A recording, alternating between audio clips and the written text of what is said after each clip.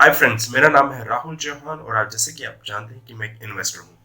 बहुत सारे लोग मुझसे एक सवाल पूछ रहे हैं कि रिस्क क्या हो सकता है 2022 में। So let me discuss about 3 risk which I personally feel we should be aware about कि 2022 में क्या रिस्क हो सकता है स्टॉक मार्केट में इन्वेस्ट करने के लिए। पहला risk, the first risk is inflation.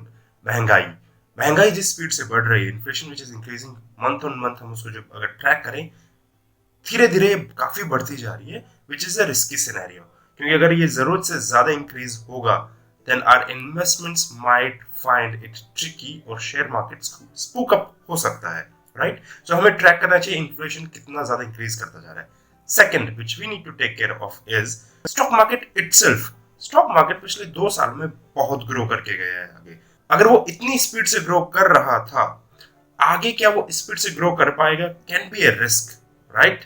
इसमें 2 चीजें हो सकती हैं, या तो मार्केट नीचे आ सकते हैं जिसकी चांसेस मुझे नहीं पता बट शायद कम हो, या वो साइडवेज पे जा सकता है जिसकी चांसेस शायद ज्यादा हो। Either of the scenarios, right.